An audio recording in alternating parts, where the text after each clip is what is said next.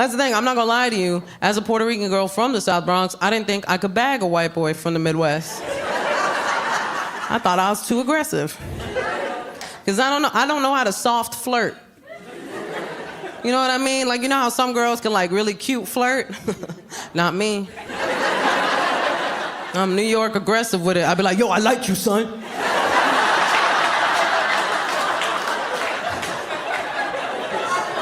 You trying to do this? Hey, yo, you trying to smash?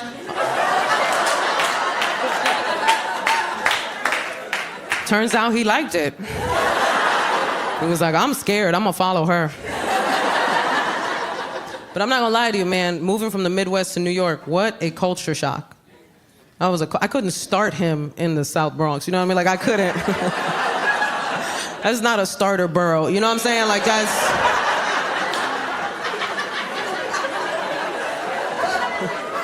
Right? We don't start people in the Bronx. We end them.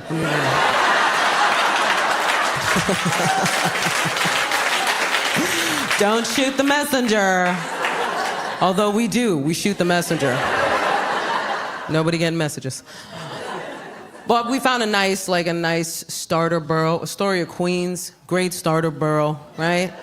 We moved there, man. I showed him all the artisan coffee shops. I was like, look, your people did that.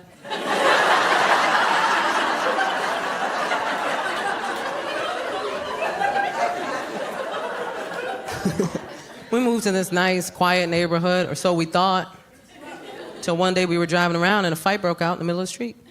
2 grown men started beating the crap out of each other. And my sweet Midwestern husband was like, oh no. I should do something.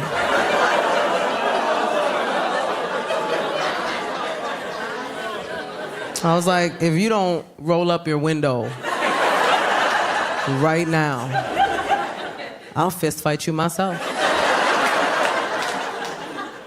I was like, what you gonna do, Captain America? You gonna fight 2 grown men? You have psoriatic arthritis, take a seat. I'll tell you what's about to happen. I'm about to watch you get jumped. That's what's about to happen.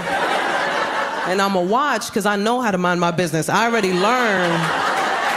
This is your lesson, baby, not mine.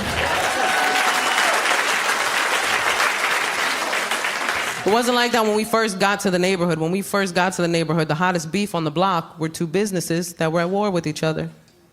It was a health food store and a bagel shop. And the health food store started selling bagels. That's what I said. Here's the thing, they could have sold their bagels in secret. That would have been the respectable thing to do. But they put out a sign. Right, and the sign said, we sell organic bagels. So the bagel shop put out a sign.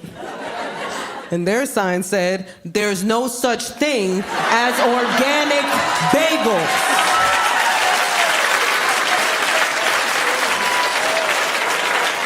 I saw that, I was like, the block is hot! It's hot in these streets. My favorite thing is like, people still, no matter how crazy it is in New York, people still want to come to New York.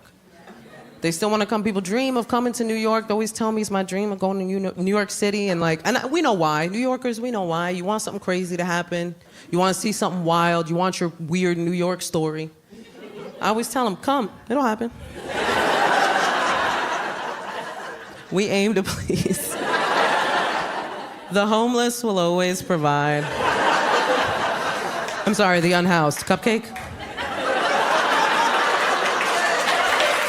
Cupcake? I don't know.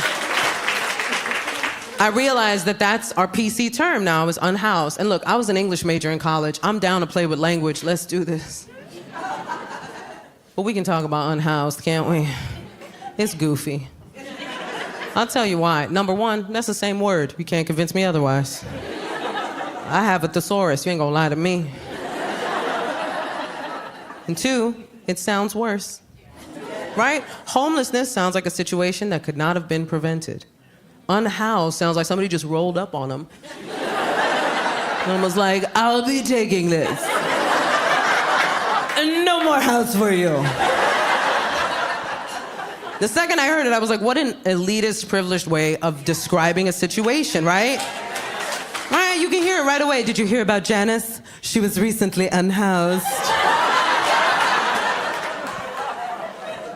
That's the kind of word that is only used to make the speaker of said word feel better about acknowledging a situation they know nothing about. It just makes them uncomfortable to acknowledge it, so they created a word as a buffer, but there's no progress in that word. There is no help in that word. And if you've ever lived in that situation, then there are a bunch of words you would have used instead of that word. Like, I was shocked. I was like, nobody thought of nomad? That's my first choice. Can you imagine you roll up on a homeless person? What up, my nomadic brother? Way to stay off the grid, man. I, too, am anti-establishment. Some of the words, honestly, some of the changes, I'm okay with. You know what I mean? Some of the changes I think are pretty brilliant. I know a lot of people are upset with all the PC language, but I find it kind of entertaining. Like, did you know on social media now, they're calling smoking weed gardening? I love it. Oh, it makes me sound so much more productive. I've been gardening all day. Gardening helps me deal with people.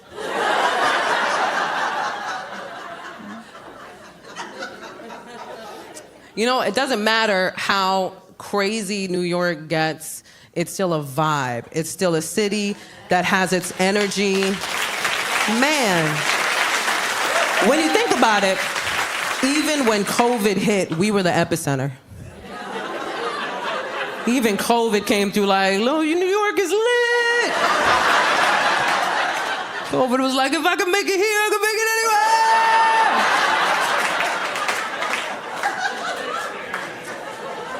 anywhere. Lived its best life.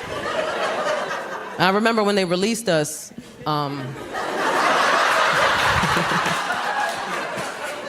from COVID captivity. We got rid of that 6 feet of personal space day one. Day one, it was gone, man. We couldn't wait. I know, because I got on the subway, and within 2 seconds, I had a guy this close. Right in my face like that. I was like, sir, we're the only 2 people on this train.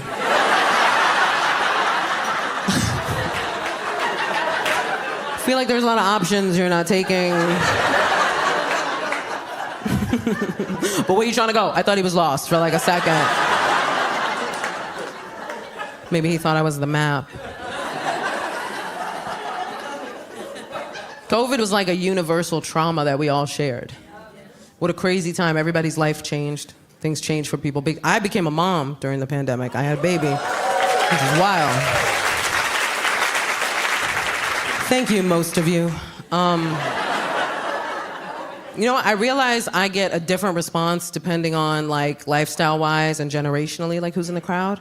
Like, if it's older people or people with kids, they'll be like, woohoo, you made a person. But, like, young, single people, y'all be like,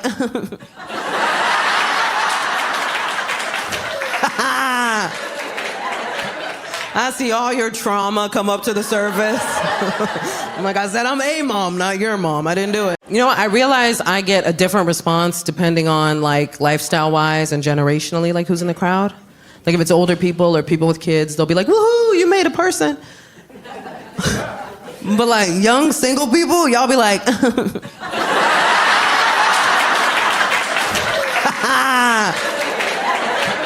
I see all your trauma come up to the surface. Like I said, I'm a mom, not your mom. I didn't do it. But I get it, because we're having different conversations now, right, about parenting. Right, we're getting into it, man. Parenting conversations are changing, and they should. We have some archaic views on parenting that I really think need changing.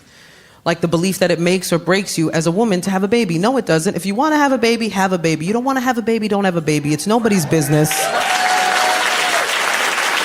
It's ridiculous to think it's anybody's business but your own. But I will tell you this, anytime I've met a woman that doesn't want kids, that is the first thing she wants me to know about her. The second she finds out I'm a mom, she's like, I don't want kids.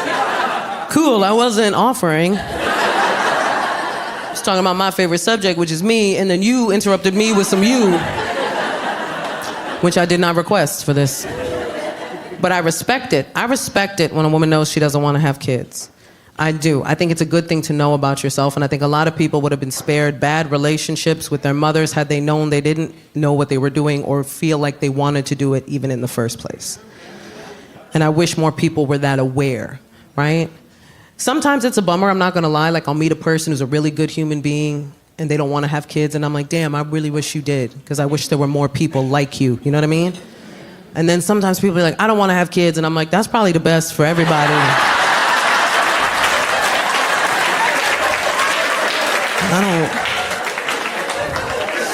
I don't think you should have houseplants. Like, I don't know if you know how to love, bro.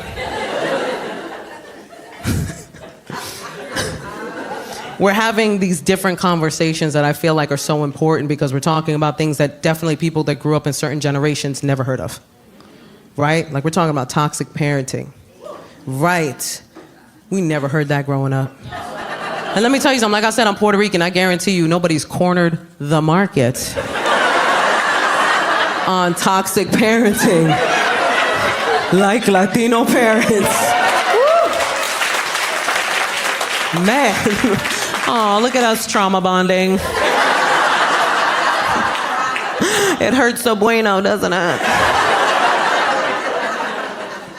I'm telling you, man. We put the tra in trauma. That was us.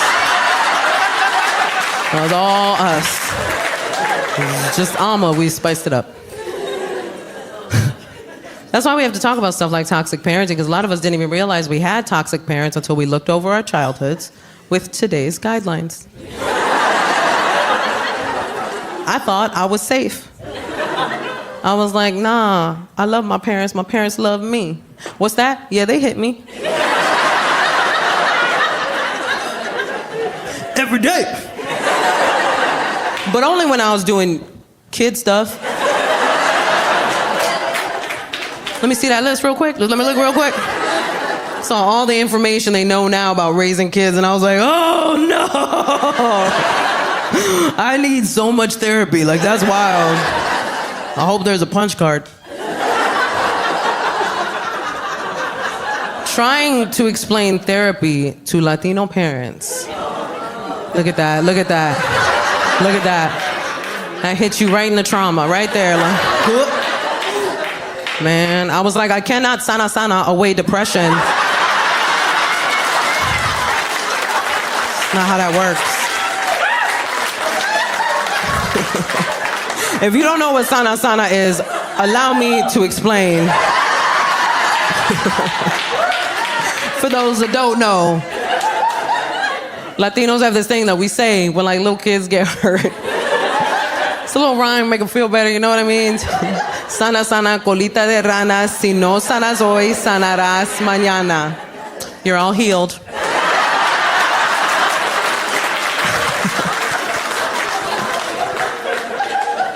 One time my husband was like, can you translate that? And I was like, nah.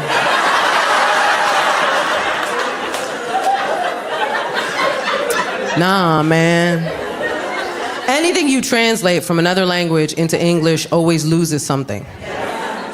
Because the other languages are often so poetic, especially Spanish, such a poetic language. And if you translate it, it just loses all validity. Because translated, it's save, butt of a frog. If you don't heal today, you'll heal tomorrow. It's just passive-aggressive witchcraft. That's all it is. That's all it is. Save, butt of a frog. You have to say it in Spanish or your children will have nightmares. Like, you can't.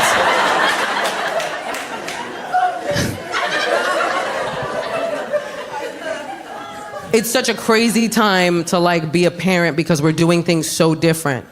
Right? Like, now you can choose your parenting style like you used to choose a Mortal Kombat fighter. Our parents only had one style. It was survival. That was it. They just had to make it through. But we chose conscious parenting, me and my husband, conscious parenting, which is annoying. I'm not gonna lie to you, it's annoying, because it's not permissive. It's literally realizing every way in which you affect a tiny human life. And you have to be so aware of everything, and it's so hard because you want to fight them. You know you shouldn't. You know it's not their fault, but you find yourself getting frustrated at the craziest things. Because I would just be like, why can't you use a spoon?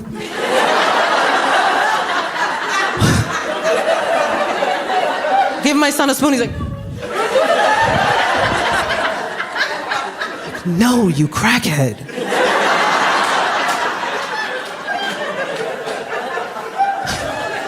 It's just yogurt everywhere now. And the stakes just get higher and higher as you go along, what you have to teach them, what you have to be patient with, because now we're at potty training. Literally, there was one time my son made full-on eye contact with me as he pooped on my living room floor. And as a conscious parent, I was like, way to listen to your body, little man.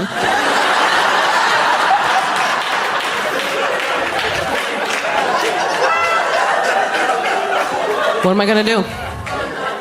What am I gonna do? He's a kid, he doesn't know any better. What, I roll up a newspaper, bang him on the head with it, push his face in it? No, bad baby!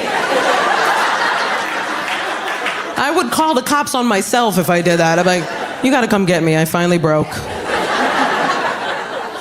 But here's the amazing thing about conscious parenting that they don't tell you. You learn as you do it. The more you consciously parent your kid, the more it heals all of your crap.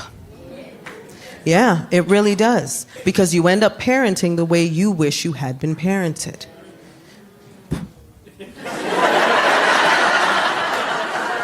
I found this out in the moment with my son because we do affirmations every morning. I know, it's adorable. Don't get it twisted, it's Snoop Dogg affirmations. I want to thank me. No, it's a great affirmation. No, Snoop Dogg has a kid show. If you don't know, it's amazing. Yeah, right? Doggyland. If you don't know about it, watch it. He plays a character named Bow Wizzle. You're welcome. The songs all slap. You're welcome. So we were doing our Snoop Dogg affirmations, and my son has that cute little toddler voice, you know what I mean? Like that, like I was like, say, I am strong. And he's like, I am strong. Like, say, I am brave. He's like, I am brave. And then I felt it, like all the stuff I didn't get. You know what I mean? In that moment, I felt that. And like, before I knew it, I was like, say, I am loved.